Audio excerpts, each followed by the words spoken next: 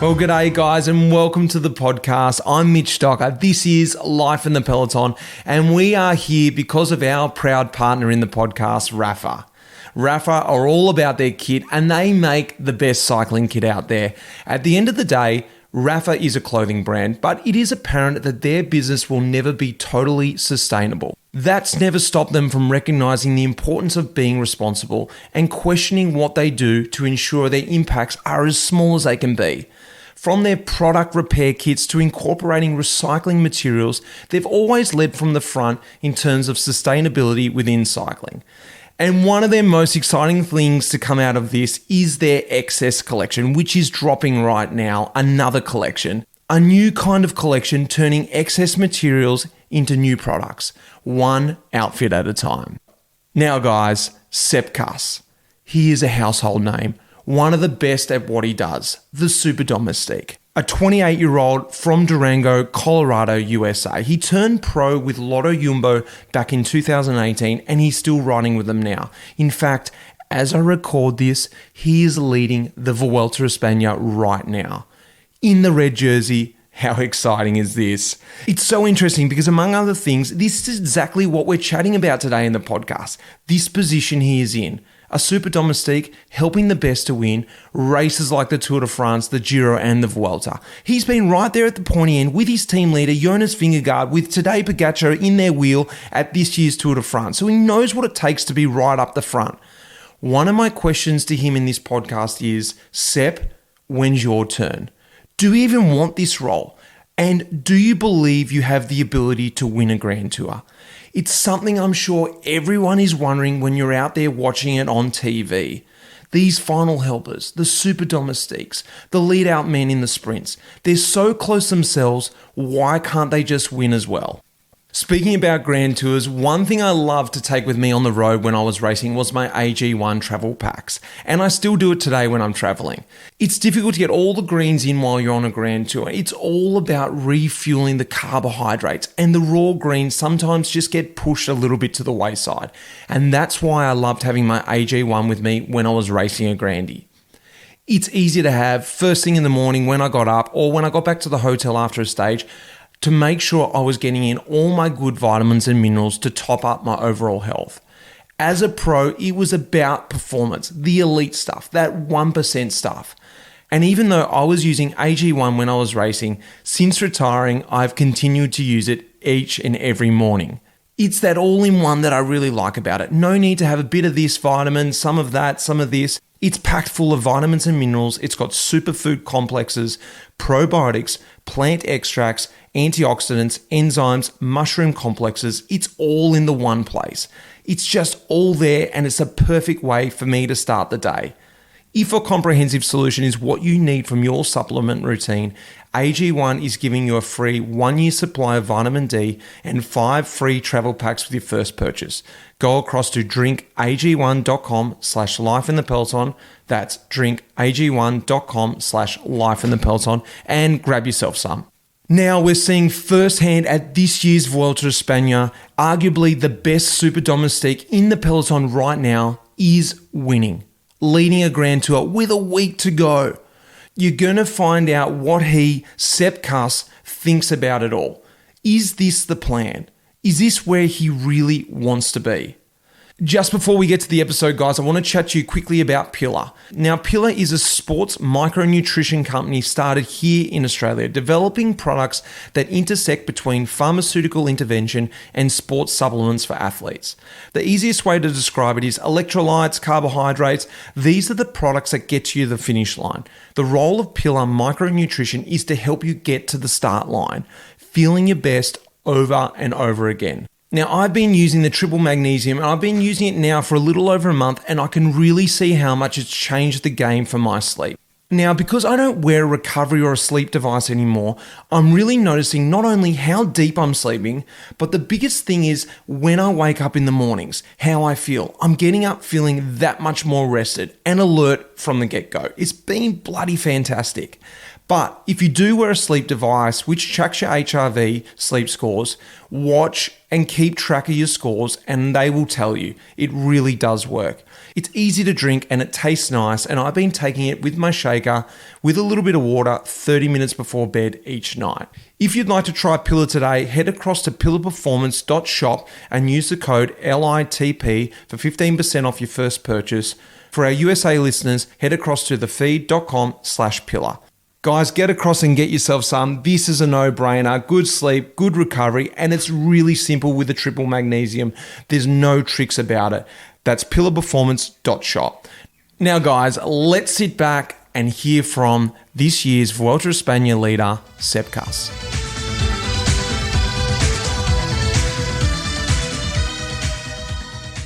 All right, Sepp Kuss, welcome to the podcast, mate. Really great to get you on. Mate, I just wanted to say, firstly, where are you at the moment? I'm home in Andorra right now, having a slow morning, drinking some coffee, checking out the views. But yeah, it's good to be home for a while now in between races and just enjoying last bits of summer. Before we get into it, I actually when you just said that, a question straight off the bat would be, not much time at home anymore these days. I feel like the Peloton is changing so much and spending a lot of time at altitude. You're living in Andorra, I guess, you're at altitude. I don't know. Are you at altitude? How high are you? And does that mean you don't have to go to as many camps? No, it's a funny question, actually, because right now I live almost 1,500 meters. So I guess technically it doesn't really do anything. But I think the unique thing about Andorra, at least, you have so many climbs. You're always going up, going down. You can always train pretty well. So I think in the end that more or less evens out the effect of altitude. But yeah, actually the only altitude training camp I did with the team was 3 weeks in Tenerife before the Giro. And that kind of carried me through the rest of the season. I was also in Colombia in late January, February, but that was almost more of a vacation, It didn't feel like I was training there. It's nice just to be home and be on your own rhythm. And I think certain guys, they need that altitude camp in between each race to really buckle down and focus. But for me, it's nice to just be on my own schedule. And either way, I like to ride and put in the work. So you spoke about 1,500 meters technically not being altitude. Anyone from sea level, and maybe the Dutchies who live on a real even under sea level at some point, they would find that crazy. 1,500, it's actually, I'm feeling it. But you coming from Colorado, Durango, that's what I want to speak about. Growing up over there, when you talk about that, what sort of altitude did you grow up at?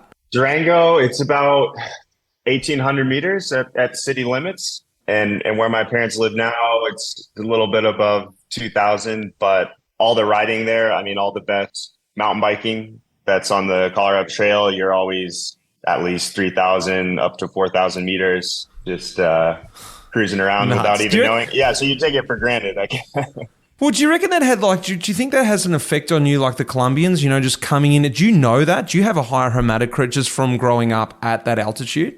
I don't know hematocrit if I already had something. So, I'm sure it helps, but I think the main thing is just kind of knowing that sensation that you have at altitude. It's because it's a weird feeling. It's, at least for me, it's not like I'm gasping for air, but it's just a different feeling in your muscles, and your sensations are totally different. So I think maybe just being more accustomed to that, and you're already in that flow when you end up in Europe at a high altitude, for example. But yeah, hard to say, but it certainly doesn't hurt. No. Well, tell me, how did you get across to Europe into, arguably the best team in the world at the moment? Because as you just mentioned then, it's pretty famous for mountain biking over there. And it sounds like you started out with mountain biking. Mm-hmm. I'm getting into mountain biking at the end of my career, and I'm finding it so fun now. I'm like, why don't I do all that road stuff all the time? This is much better. So how did you make the crossover? Tell me a little bit about how things all started up for you, and how you made your way across to Europe. In my earlier days, I'll say, in Durango, there was just starting out was a local mountain bike club. At that time, it was maybe 5 of us, and the local coach, Chad Cheney, would take us out a couple times a week. Yeah, fast forward to now, and there's thousands and thousands of kids, all age, ability levels. But yeah, that was the formative years for me on the mountain bike in Durango, just going out with friends, exploring, having fun, doing some local races or what here and there. But that was mostly a supplement to all the other sports that I was doing and that you can do in Durango. And then it wasn't until I started university in Boulder that I discovered more of the road scene, because Durango, it's real. Yeah, I think it's one of the best places in the world to ride a mountain bike. And there's roads, but the mountain biking is at a 10 and the road riding is at a 6 or something. So if you happen to choose, you say, oh, of course I'm going to ride my mountain bike, because there's amazing trails. Everybody rides their mountain bike. It's just a no brainer. So when I moved to Boulder, I was like, holy shit, there's so many roads, so many new places to explore. Is the mountain biking crap in Boulder as well, or what's the go there? Yeah, I mean, in the city limits, in comparison, probably. Yeah. It has nothing to do with Durango level mountain. I mean, in the city limits, at least, just because I think that there's so much more population and different interests, and the hikers, the bikers, the people on horses, nobody gets along, and just more of an urban area. When I went there, I discovered more of the road. I thought, oh, this is cool, because this is what I like to do on my mountain bike, just long rides, big adventures, get as far out as I could. I was doing a bit of racing with the CU team, the collegiate team. That's when I met Nate Wilson, who is now, I believe he's a coach with EF. And he's like, man, you got the talent for road racing. It's super cool. And if you know Nate, he's really motivated, and he can go into all the details and get you pumped up for what you're capable of, or, the physiology and everything. So he put me in contact with some just amateur teams on the road, because at that moment I was also not jaded with the mountain bike scene, but it didn't really give me much more motivation. It's because mountain biking now, at least cross country, it's such an explosive effort. You watch like the Worlds the other week. It's such a short circuit, so explosive, so technical, which is fun. But what I liked about cycling or mountain biking was the longer efforts, the long climbs, and that's what I was used to in my youth in Colorado. You have these loops of 15K at a ski resort, so you're climbing for 30 minutes up, and then you bomb down, and then you do another lap 30 minutes up. So that, for me, that was mountain bike racing. And then the higher level World Cup stuff, really, really short, really explosive. And when you're not as competitive in something, it's harder to draw that motivation from it. So that's when I started thinking more about the road scene and what would be possible there. So Nate introduced me to some amateur teams.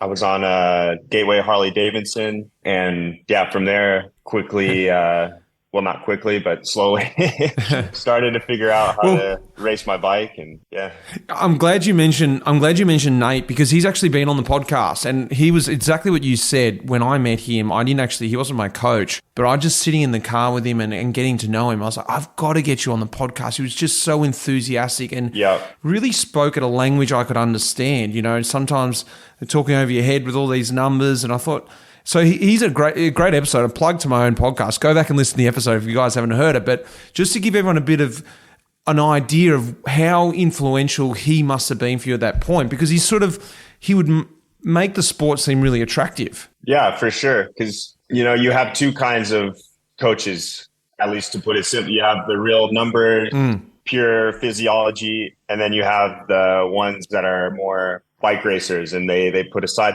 but Nate's kind of a melding of those two. You can tell how much he loves the science of everything, but he can also put it into perspective for you. And he's a funny guy, and you can relate to him. And he just exudes that passion for what he does. At that time, that's also what attracted me a bit to road cycling, was it was a bit more tangible than mountain biking. In the road, it's like, okay, you have so many different strategies, different physiology, different, rider types, certain kinds of climbs. And it was just, for me, it was a bit more nuanced than the world of mountain biking at that time. And it was like discovering a totally new sport. Well, tell me, how did it come about? Because Nate is working for EF, as you mentioned, and EF is, it's the American team. And it seems like the natural progression to go into the American team as you move through the ranks and became a talent.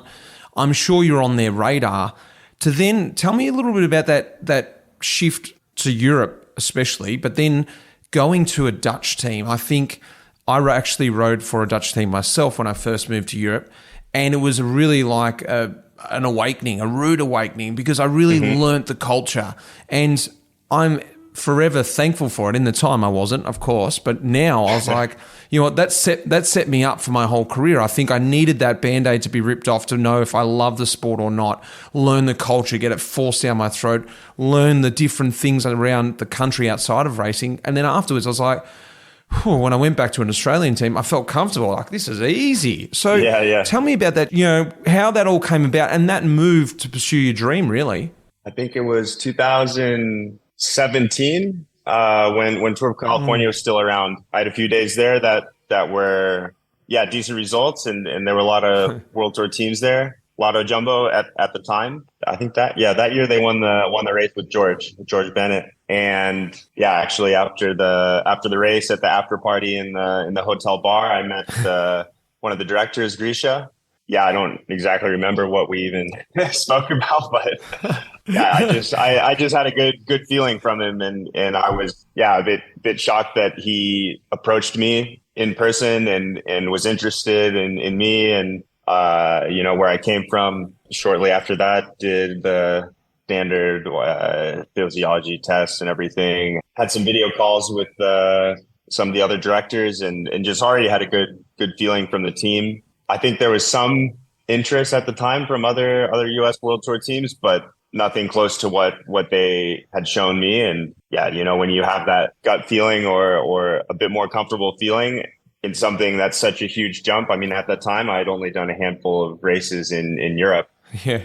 So I knew it's going to be crazy when I go there, and I want to be in an environment that, I think that's comfortable for me and where I can actually really learn the sport. Like you said, these guys, they, culturally, the Dutch, Belgium, they live and breathe cycling. What better group of people to learn from than them? And they're also really, really direct, in a courteous way, but it's a really direct culture. So you know exactly, that's in the US culture, whatever, it's, you kind of beat around the bush a bit. You're like, oh, what did I do wrong?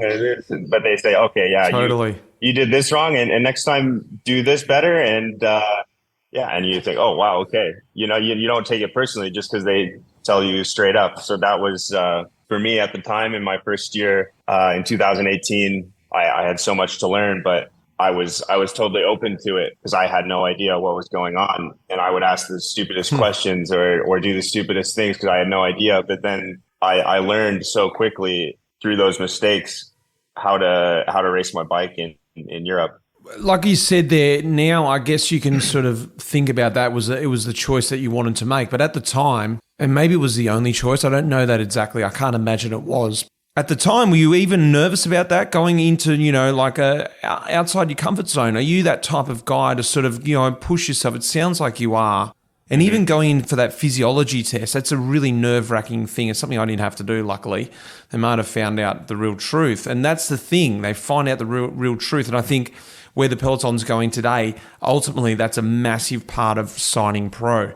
Luckily for me, it wasn't that, going to those tests and tell me about that first time you're with the team, and you romanticize it now, but was it a bit of a shock, or was it actually very welcoming and, not too hard? Yeah, actually before the test, it was my senior year at CU Boulder, and I knew the test was coming the next day, and I was just doing normal college thing. I think I went to a friend's house and we played beer pong that evening, and it was never like, but in my mind I was like, I'm not gonna make this any bigger than it needs to be. I'm just gonna brilliant.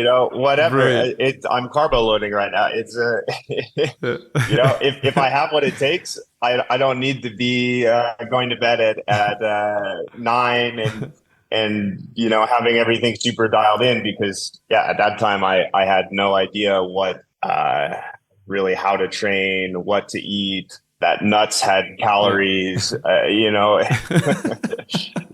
was just, okay, whatever. I'm going to go on this turbo trainer the next day and ride as hard as I can for as long as I can, and then whatever they see on the screen at the end, if it's meant to be, it's meant to be. But I didn't put any pressure on it, and so that was easy. There was no nerve, and then eventually it turned out it was a good test. I thought, okay, wow, this is cool. That's surprising. I love this because like you're really painting the picture here. I met the boss at the bar, night before the biggest test to sign the contract. We had a few beers. This is exactly the way it should be. I don't know anyone else that really signed their contract, meeting the team at a bar, having a beer after the race, and then doing a test after a beer. This is the new Peloton. Like, this is unheard of, and I love hearing this because it just sort of cements exactly what you said. If I've got the legs, I've got the legs. I don't need to overbuild this any more than it is. Yeah, exactly. I think, I was lucky at the time. I think when I started cycling, even though it wasn't so long ago, or starting the world tour, it wasn't so long ago, but already I'm sure it's changed so much. But yeah, I see a lot of the younger guys now that come through the Devo team or young signings, and they already know everything, or they've already maximized everything. And when I arrived in the world tour, I was such a unpolished product. Yeah. And that has a lot to do with where I came from. And, I never had the traditional build up, and there's very few cyclists like that. But I mean, I'm super grateful looking back to having that different entry into the world tour and just doing it because I loved it. Well, tell me about now coming into the team, and actually I want to talk a little bit about your position now as I see it. On paper you're written as a super domestique, and tell me, coming into the team, and look, I draw a lot of similarities to what you do, definitely not the climbing side, but helping a teammate, being the last man, I call it, in the sprint. That was a job that I used to do on the road, and it was a really important job, and a job that I absolutely loved to do, and I fulfilled it because I realized that was my sort of talent in the Peloton, and I was sort of good at doing that kind of effort, looking after someone, and I really thrived off that job. And there was a competition between the other lead-out men. That's what's something, getting a kudos from, Michael Morkov was like, I've done a good job here, So tell me a little bit about what it's like at the other end, and I mean on the top of a mountain opposed to at the sprint, being a super domestique. And everyone's seen you out there working for Jonas Vingegaard in the Tour de France. You've also seen you working for Primoz Roglic in the years before. I was there in a race when you were doing that job as well, and seeing it. Tell me what that is like, being a super domestique, and how you sort of came into that role. Well, it's a multifaceted thing, but I think to start, I came into that role just with the natural qualities. I'm a climber. There's not too much else I can do. Definitely no lead outs. But the first time I showed that capability was in 2018. I won the Tour of Utah, but that was for myself. Yeah. And then that's what I mean. And then later, a few weeks later, I got the call up for the Vuelta. So that was my first Grand Tour. And in the first weeks, I was still in pretty good shape, and I was there helping Steven Kruijswijk, and that's when it was like, oh, okay, this guy can actually do it in Europe too. He can be with the best at that time, 10, 15 guys for a while on some of the mountain stages. Yeah, later in that race, I was completely dead. I wasn't really there in the third week, but that was the first glimpse of what I had. And then I think in all the races that followed, I had some really good days and some really bad days. But on those good days, I could always be there with whoever our guy was for that race. And I knew, like, okay, I'm having a good day, but this guy is better than me. So I'm going to give everything I have to be with him as long as possible, or pull or whatever if I need to. So over the months of a season, over the years, all those good days put together, you're not as consistent overall as the best guys, but you can really show yourself on those highlighted days. You came straight from the Utah. You're riding GC. You got to experience what winning was like, and of course you step up the level to the Vuelta. And I can understand that. Yeah, you slot into a role, and it's the Vuelta of Espana, your first Grand Tour, and you're like, wow, this is big. You're learning the ropes, but clearly you're 11 Grand Tours in now. You've ridden. You've had some amazing results. is it something that you're just really passionate about at the moment, or is it something that you're building, to go to the next level? Is this like a building phase? Because I think a lot of people are watching out there going, oh yeah, we've seen it before, these guys, they're domestiques for a while and then they try out on their own. Because I guess there's a double-edged question here. You've seen what it takes to be a GC man at the very top. You've got the best position, not the physical side, but the stress side. So there comes a point, and just to relate back to myself with the sprinters, maybe I was fast enough, maybe I wasn't, but I also didn't have that killer instinct they had. I knew that. So I knew my place because of that reason. Yeah.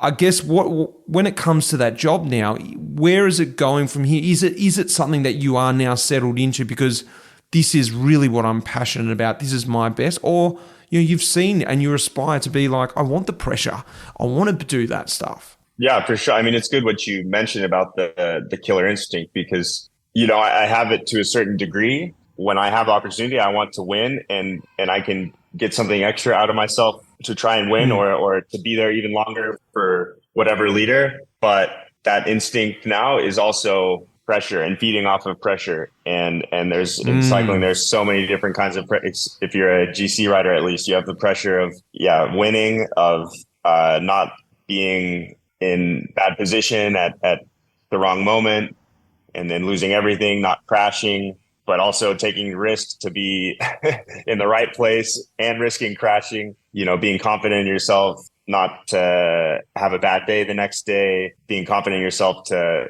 make the move when you're suffering, but everyone else is suffering even more. All those things in one is such a pressure cooker. And for my role, it's quite simple, actually. I don't have any pressure of losing time on a flat stage.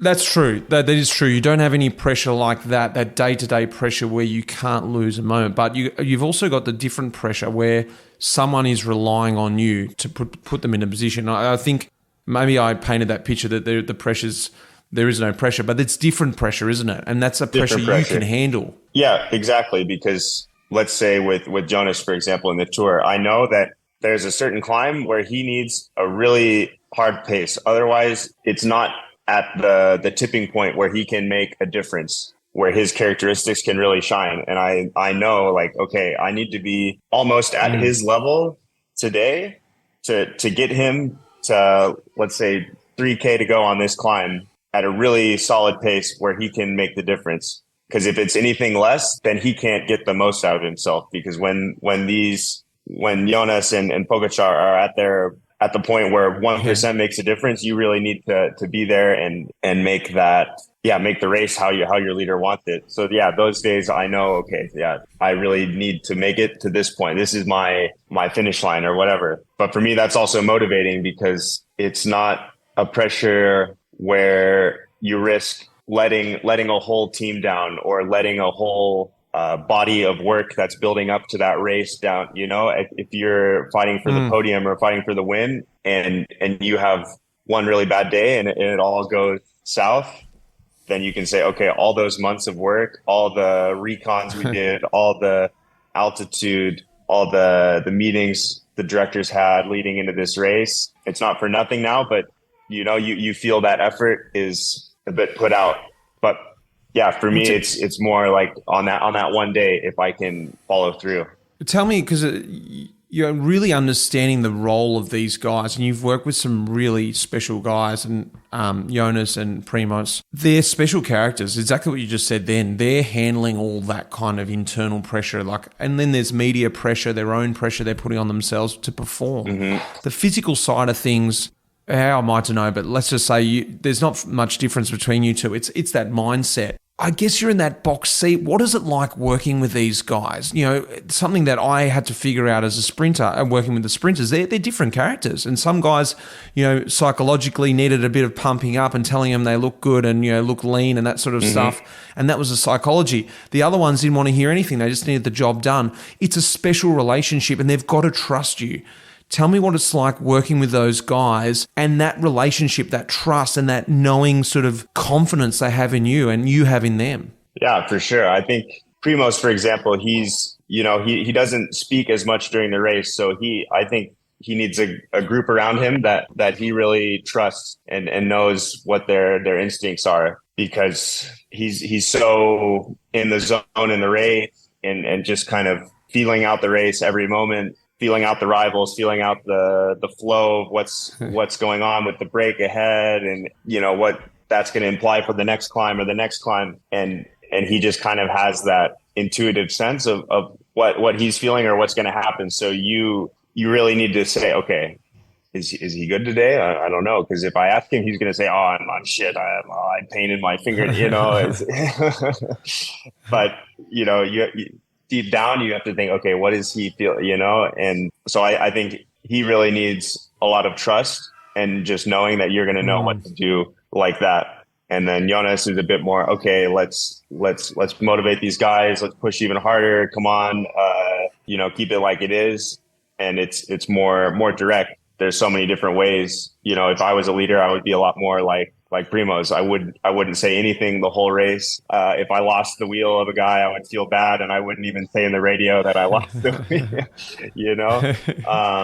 I think in the end, you can't overcomplicate it and over strategize or speak too much in the radio. Everybody needs to rely on their instincts and what they know from themselves, not go over their limits. Understand the psychology behind each leader a bit. I guess a question probably people are wondering is, what do you get from these guys? What do you get from these leaders? Is it, you're doing this work for them, and is it a transaction? Because for me, it was enough. That was my job within the team. That was enough for me. But how do these leaders go about looking after not just you, but the team, the appreciation for the work that they, you guys put in, because you put in just as much work as everyone in that team, as much as Jonas, as these guys, to do that job at 100%. And so I guess what's the appreciation back from these guys when the job is nailed? And let's talk about this year's Tour de France. The job was nailed. It was just you there left with the two best riders, and ultimately you just started drilling it, and it was just that was it. You set it up time and time again. Yeah, I think for me, with Jonas and Primoz, or whatever, Wilder, all these guys that you work for, they don't need to say it to you over and over again. Oh, thank you so much, because you spend so much time with them. You know how they are as people, and when they're grateful, and that oftentimes goes without saying. For me, it's knowing what kind of people they are, and knowing, okay, like I like this guy. As a human being, I'm gonna give everything for him, because not only is he a really good bike racer, but I get along with him. Yeah, it's like doing a favor for your friend, or it's not so much of a transactional thing. Is it ever hard working for someone that you don't like? Has that ever happened? You're like, oh God, I just got to do the job. It's not the same sort of satisfaction, is it? No, I don't think so. I mean, I think on this team, I'm lucky that it's a really close group, and not really any egos, and of course everybody's different from the there's so many individuals in cycling, so many interesting people, but for sure, if I think of some other guys in the Peloton that you could potentially work for, I think, well, okay, that's maybe not as motivating, but then again, you get stuck into what you're doing, and maybe it's the same, maybe it's not. But I think for me, I really feed off that interpersonal connection and just the human level feeling I get from the leaders. Mate, tell me, you're riding up the front of the race in the Tour de France, and this year's Tour de France crowds were just outrageous, and even the Vuelta, sometimes you're going up those steep climbs. Are you still sometimes a bit of a fan, still being quite new, young in the sport, or you just can't afford to be, or is it like, what is it like? Give people an idea of what it must be like. You're riding up the climb there, you got Jonas in your wheel, you got Pogacar sort of maybe waiting to attack, the crowd's going crazy. Are you sometimes just going, this is nuts up here, or you're just like, just so focused on what you're doing? Yeah, it's definitely, I think every year it seems like more and more crowds and different people, especially in the Tour. You have such a mix of people coming from all over, people that just stumble upon the race and like, oh, okay, I want to be on TV and show my ass on. on television. But yeah, it's pretty chaotic. I'm a rider that needs a bit more tranquility. When I'm training, I don't listen to music or anything, just kind of in the zone, focused. But with that said, when it's the last few K of Alpe d'Huez, whatever, and then there's thousands of people, so many smells and noises.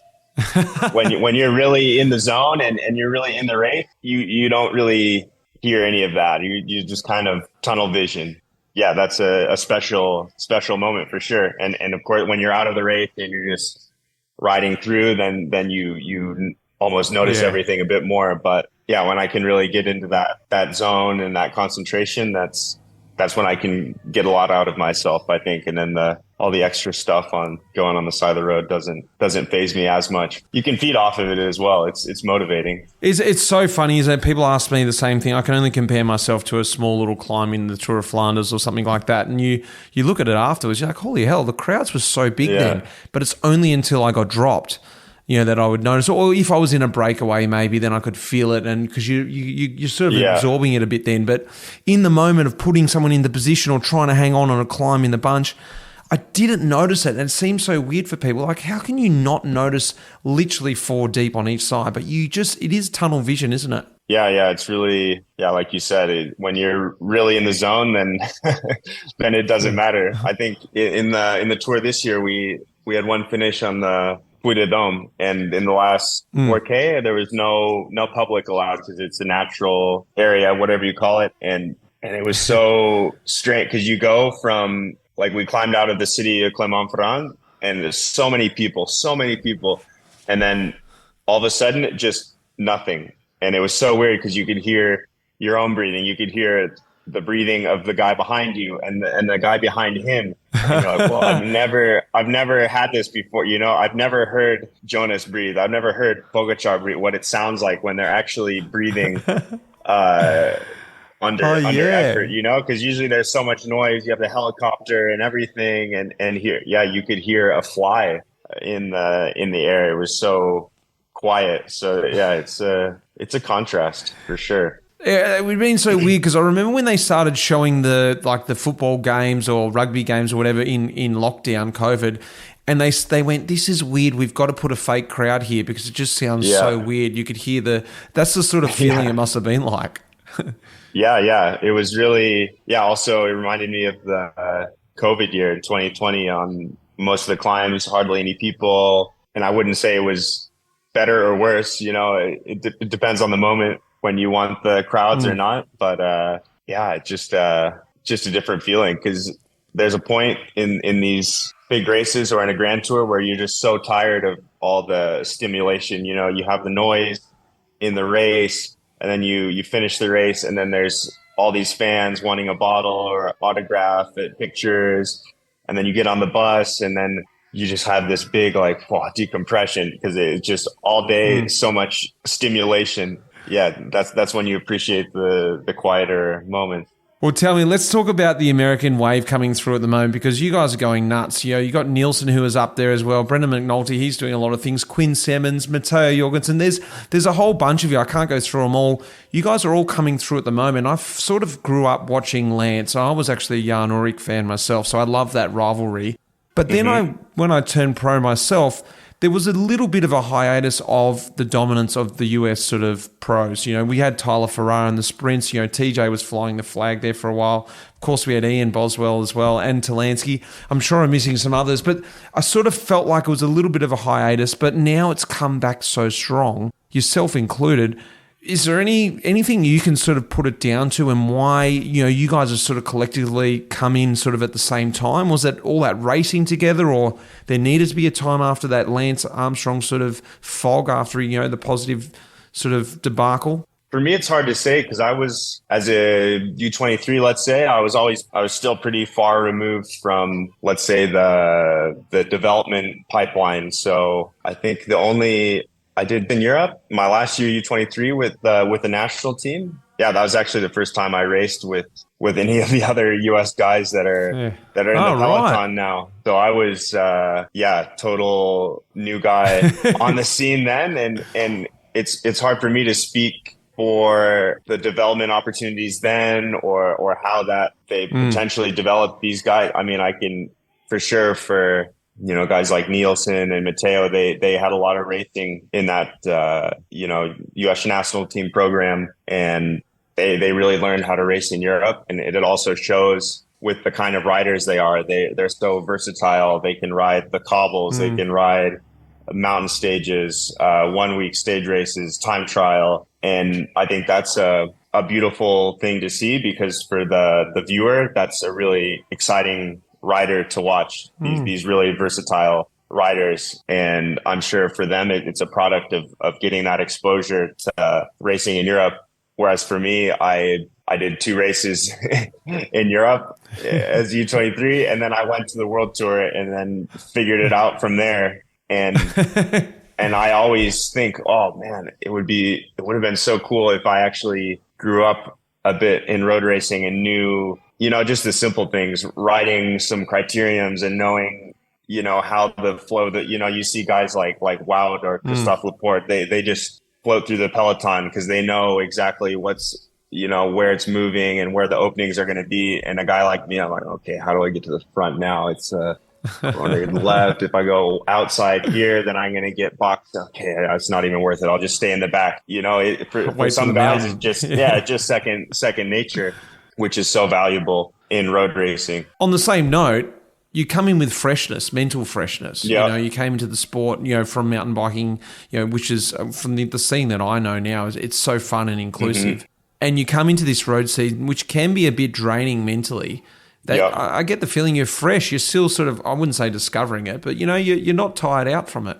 No, it's a good point. I think, I'm still learning now, but when I first came on, it was like I said earlier, it was so exciting because there were so many new things and things that I never even thought about, and it's just like you open one door and then it opens up 5 more doors about, okay, but then if this situation happens, then X, Y, Z can also happen. And then it's just, you learn so much. I went in with such a open view to everything that, everything was so motivating and exciting. But, I think with the current generation, everybody has kind of a different background that they come from, and they bring something new to the table. And I think that's where you can get the biggest talents now in cycling, people that come from some different backgrounds, some different racing pipelines. And then you come up with a diverse group of riders that I think we have now in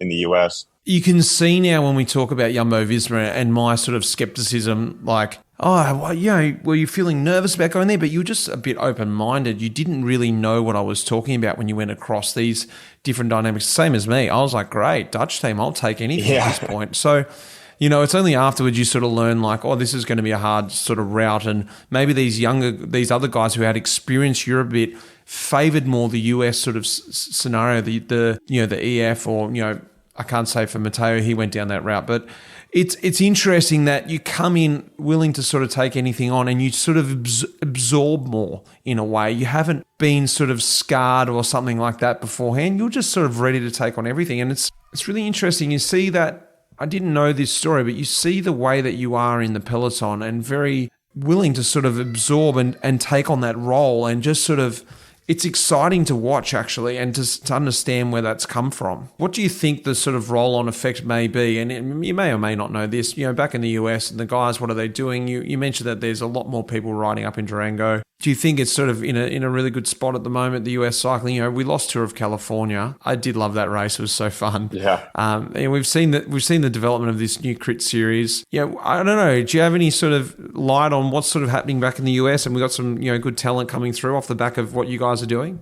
Yeah, I think it goes both ways, because from my perspective in the US, there's a lot more interest in cycling in general.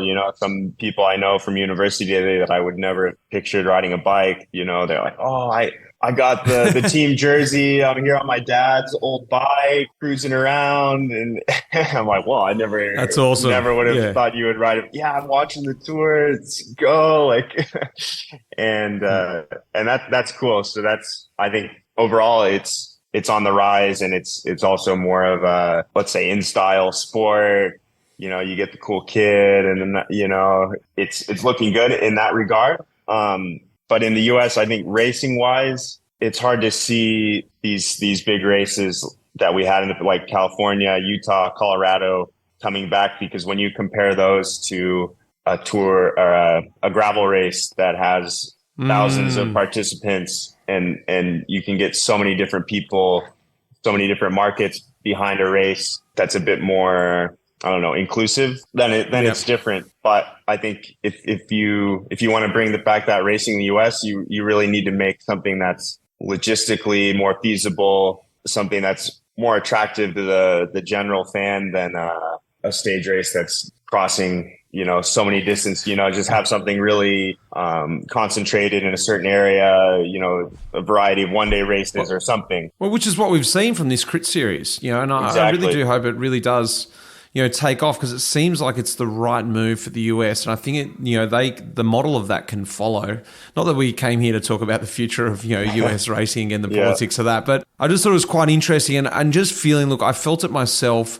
Each year I used to come back to Australia in the summer, and I would just see, like you said, different friends or, people that I knew from school sort of shone me in the day. What are you doing that cycling thing for? Yeah. What's that? And then things drastically changed in Australia when Cadel Evans won the Tour de France, and everyone and sort of came out of the woodwork and became these avid cyclists. And it was, at the time, pissed me off, but in the long run, I was so happy to see people riding a bike. And it sounds like the same sort of effect is happening, especially with yourself being seen in the biggest race of the year. That's going to get played in the US, and you're on the front of the peloton at the final moments on this hill. And I think it's got to have a massive effect back in your own town, but also around the people who know you, getting into the sport. And yeah, definitely. I think when, at least for me, when I'm in the tour, for example, you're living in such a bubble, and you're just kind of focused on each day and the process of each stage, and you lose sight of what it means on a global level, or what people are seeing back home, and that people are actually inspired by what you're doing. Because when I think, I'm just like, oh, okay, I like to ride my bike, I like to race my bike, and I just want to do my best. I guess that's inspiring. But yeah, for a lot of people, that's really inspiring, and that's nice to see. When you see kids dressed up in the jersey and everything. And sometimes for me, that's hard to relate to, because I never had like cycling heroes, really. I just like to watch the races, and one race I would like this guy, another race that guy, and for me, my heroes were more the members of the community in Durango, the pros that would take time to ride with us. Guys that we were lucky enough in Durango to know on a personal level. So those were my heroes. So it's hard for me to say, oh wow, that guy on TV is my hero. But I also understand it, and that's really cool. How does it feel doing that? Coming back and understanding what you just said, trying to be, that guy that you can go up and talk to, and not trying to be, I know you would never be this, too big to talk to anyone, but there comes a point where you can't spend time with everyone. How are you managing that? Yeah, it's hard, because I'm just a cyclist. I'm just a person like everybody else. But there's a point where you appreciate everybody on a human level, but you can't make everybody happy, and I just want to be myself and treat everybody with respect. But also there are boundaries, and sometimes you do feel a bit like a circus animal or something, and everyone's taking pictures of the team while you're eating dinner, sometimes there's a line. So, but if I see people on the road, whatever, and find to have a chat with everybody. But no, I'm definitely not envious of the big stars like Wout and Jonas. They're like God to people, and that's an interesting role to take on in society when you walk around and everybody takes their cameras out. And I'm sure you're God back in Durango now these days. I want to talk about the future. And you mentioned mountain bike a hell of a lot. We've both been speaking about it. Leadville, is that on the cards, mate? Do you want to go back and conquer Leadville? What does the future look like for you? Where do you want to go? We spoke about, what I sort of alluded to. Maybe you want to be a GC man. I don't know. What does sort of the current sort of future look like, the next few years and the long term? Do you want to get back into mountain biking? Yeah, I think in the next few years, I'm really comfortable in this role I have, and I've also had a year or two of kind of trying to be that GC guy or go for a result in a week-long race or a grand tour. And then in the end, I've realized, okay, that's a lot of extra stuff that I don't necessarily need. And that's not cycling for me, or racing. Of course I want to win. I want to win stages and grand tours and everything, but I know that's also going to be a result of the opportunities or just, luck sometimes. If you have a stage and somehow you end up in the break and then, this situation ends up, then luck. Then it's meant to be. And you drop Valverde and he can't catch you. Yeah, it is pretty lucky that one. Yeah, but, I know what you mean though. But just staying on that line, because I realized for myself when in the year when I 21 when I started to try for GC, because that was off of 2020 when I had some stages in the mountains. Everyone's like, oh, if he can do this in a grand tour, oh, he's going to be podium, whatever. And I still get a lot of comments like that, like, oh, you were with the best 2 guys, 3 guys. If you had a team behind you, you could win. Yeah, it's not so simple. But yeah, when I first had those sensations or that feedback from the outside, like, oh, you could really be a GC rider, then of course you want to try it, because that's the pinnacle of cycling for a lot of people. And I realized when I did try for that, there was just so much going on that I didn't need. Training on the time trial bike every day.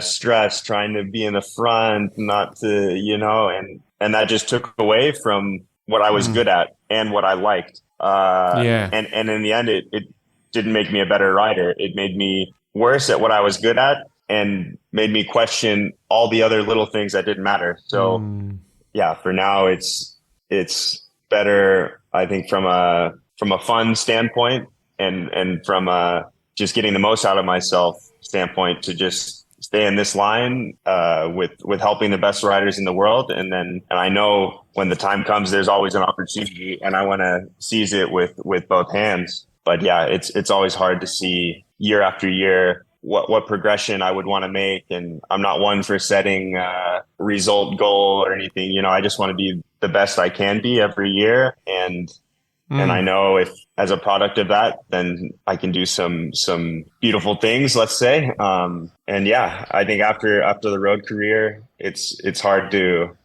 imagine not riding. But yeah, for sure, I would love to do some mountain biking. In Europe, there's a lot of cool like marathon races, some stage races on the mountain bike, kind of similar style to what I grew up with in Colorado mountain bike racing.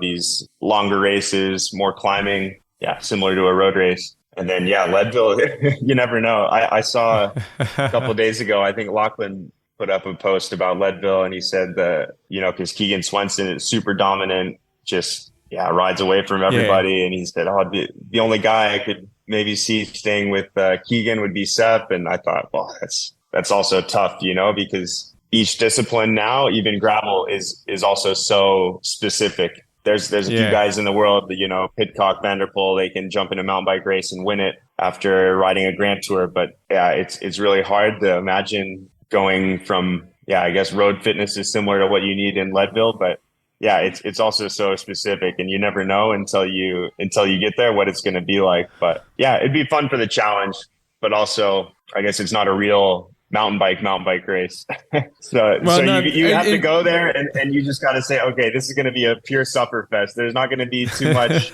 single track to break things up. It's just going to be, and then what is winning, is winning the race, or is it beating a record, or so maybe it's never good enough.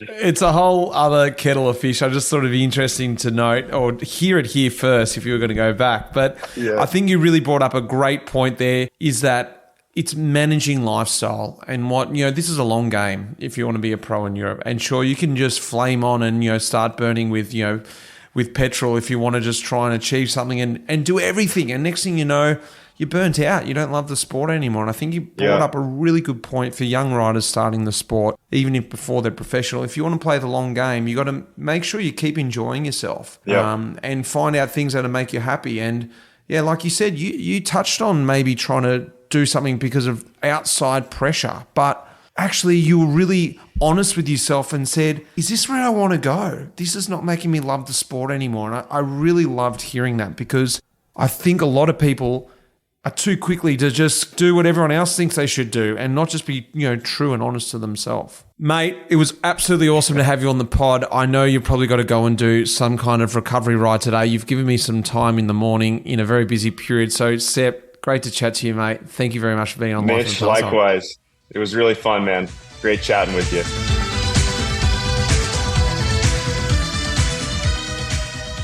Well, quite an interesting one. I think it was really interesting to unpack not only his role, where he wants to go, but what is happening in the sport of USA cycling, his impact on that. I think he's probably underestimating how much impact he's really having on those young guys coming through at the moment, young guys and girls, the young crew, the next wave or the next generation. It's really interesting because that's sort of what happened to himself in his own town, Durango. I hope you guys enjoyed that. I hope you guys are enjoying watching the Vuelta of Espana. And I hope by the time you listen to this, the Vuelta is over with the red jersey on Sepp's shoulders. How awesome would that be? Well, don't worry anyway.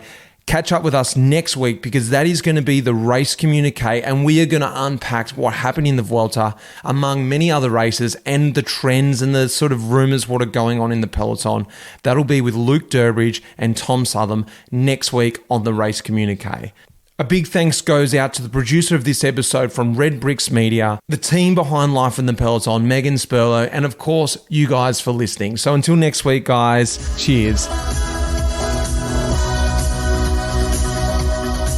The music in this episode was composed by Pete Shelley.